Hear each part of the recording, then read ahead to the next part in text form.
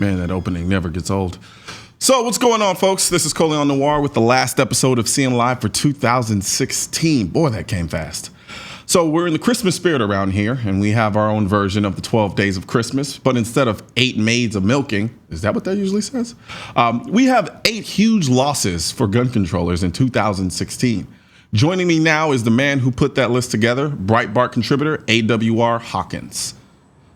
What's going on? Oh, not a lot. Great to be with you. Absolutely. So, okay, real quickly, AWR. Explain that to me, because I'm at a loss. Oh, it's just a little family name, to be honest with you. Okay.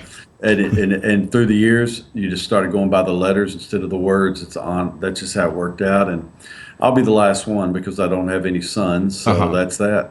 But that's it. And it's been a good writing name for me too, so that's good. Yeah, no, it stands out to me. I'm actually kind of jealous, which is why I brought it up. Yeah. I'd love to have a unique name like that, but then again, some people think my name is unique, even though it's made up. I was going to say, your name's pretty unique, so. It's kind of made up too, so there's that. But, okay, so let's talk about this article that you wrote, the 8 huge losses for gun controllers in 2016. Quite frankly, I think they've been doing a lot of losing as of late. Right. But it's amazing to me how if they they don't really manage, but they actually try to flip it and make it seem like they're actually gaining ground in a lot of ways. Right. No, I agree with you. You know, I'm like you too. I think there were more than 8, but you know how it is. You have to have something concise that you can present to people. But if you look at the 8 that I used, there's a clear winner and loser in each one of them. You know, Hillary Clinton's number 1. She ran on gun control. She wanted to expand background checks. She wanted to sue. That was so crazy. Wanted victims of crime to be able to sue gun makers, gun sellers. Wanted to put new regulations on dealers. And what happened? She lost. She lost. I'm starting to honestly believe Hillary Clinton and Bill Clinton do not talk to each other at all. They don't. Right. Because the man said it with his own mouth. He said it twice at some point throughout his life. Basically, he's like, running on the gun issue is just a bad idea. It's just not smart. Right. It's not going to work. It's hard to win. But yet she comes out and she literally she saber rattles through the entire election process on gun control. And then somehow she's surprised that she lost. Right. Yeah, it blew my mind. I think she's so arrogant that she thought she was above, the usual checks for people. Yeah. And so fortunately she wasn't. So you're right. And you can put in with her. My second point was Senator Kaine, who was her VP, who told us all that he never loses to the NRA. The NRA never beats him. Well, that's a lie. The NRA has beat him 3 times in the last 3 years prior to the election. Then on November 8th, of course, they stomped a mud hole in him. So he lost with Manchin Toomey. He lost with trying to add the no-fly list to background checks in 2015. Same thing after Orlando Pulse in 2016. So, that kind of goes to your earlier point that even when they lose, they act like they win. But he didn't win. The NRA clobbered him. And what's amazing to me is these are the same people, whenever they talk to their constituency, they tell them, oh, we need to stop the big bad NRA because they're preventing us from accomplishing our gun control missions. But then at the same time, we'll backdoor out of the other side of the mouth say, but we never lose to them. So then who are you fighting? I'm confused. Like, this is like political shadow boxing here.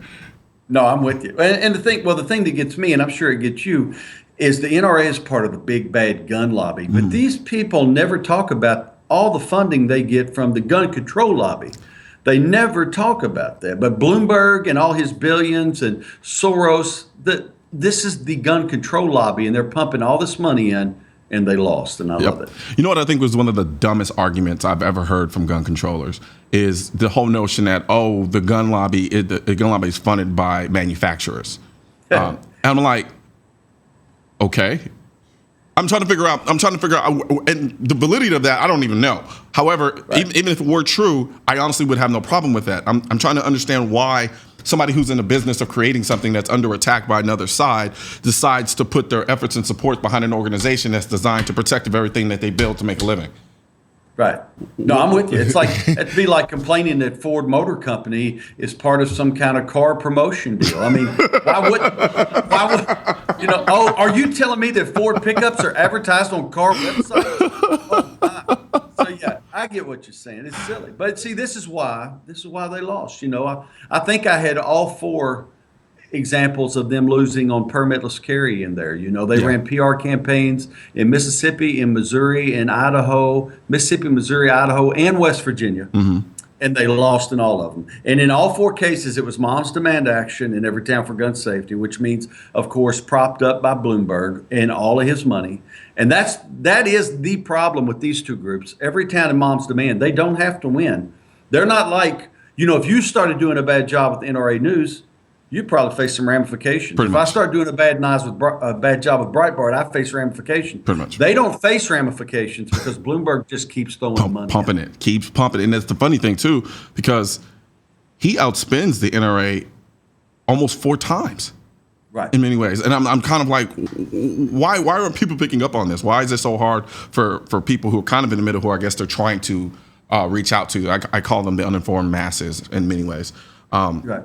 You know, what do you think has been the biggest ability to, in some ways, vilify the idea of what the NRA represents and what gun owners represents, the gun owner advocacy community? How have they managed to do that, considering they engage in the exact same types and forms of advocacy that we do? Right. But yet somehow we are the evil ones. Right. You know what I think, Colion? I think it's changed. I think that they used to be successful. Gotcha. And that's why we're sitting here at the end of 2016 laughing at them. And I think the reason we're doing that is, I think after Sandy Hook, there was overreach to a degree that you understand. I understand, American people understand, but I think it was almost until we saw Senator Manchin pushing background checks, it didn't click, and all of a sudden we're going, wait, how could background checks have stopped this attack? The guy stole his guns, and even, I did a story on it, even Senator Manchin comes out and goes, hey, if my bill had been law, it wouldn't have stopped the attack. He comes out and says that 3 days before the vote. And I think things start to click then there, and American people go, you know, we're being sold a bill of goods here.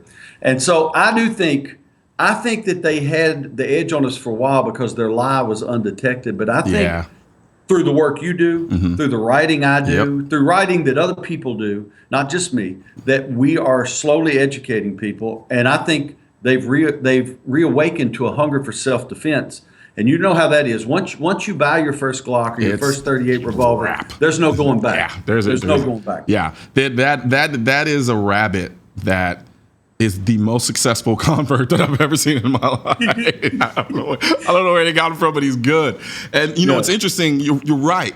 I think a lot of it has to do with the kind of explosion of the internet in many ways, and in the way that we communicate with each other. You know, with sites like Breitbart, with the writing that you do, with me utilizing YouTube as a platform to kind of get my message out there as well. You know, usually all of our information about these things were kind of funneled to us through mainstream media outlets. And they control the point of entry and exit. And so at that point, they can craft whatever narrative and story that they want to do. And then you have scores of people who don't follow this topic of conversation the way you and I do, who are kind of in the middle, like, all right, I want to have an opinion on this, and I'm kind of looking around trying to figure out what to believe. Right now, they're telling me something here, and I'm not getting much in the way of the other side until, you know, we kind of had this transition from traditional media outlets to a more online focus on how we get our information, how we get our news, and so forth and so on. And so you're right. I think that has done a lot to kind of shift the culture from a guns are taboo, let's make all guns scary and don't talk about them and do all the things to it. Okay. I hear what you're trying to say, but some of this don't make any sense. Right. Yeah, you're right. I think you're right. I think if you look at the way Trump won, and I know we're not here to talk about a presidential election, but I'm just saying, if you look at the way he won because he could bypass the media. Yep. And use all the outlets they made fun of him for, Facebook and Twitter. He just bypassed CNN. He just bypassed ABC News. He bypassed Chuck Todd at NBC. He went straight to the people. And that's what you're saying. That's what we do with Breitbart, with your work on YouTube at the NRA. We just bypass all the blocks now, and we can get the real truth to the people. And I think that by in large part has knocked down a lot of doors for us. Yeah, hell, we're doing it right now on NRATV as we speak. You know, and then that's a beautiful thing about it. And the crazy thing is they're losing their minds over it, so much so that they're starting to act like a bunch of whiny children. And it's amazing to me. But we're going to take a quick break. When we come back, we'll do some more talking. All righty. All right.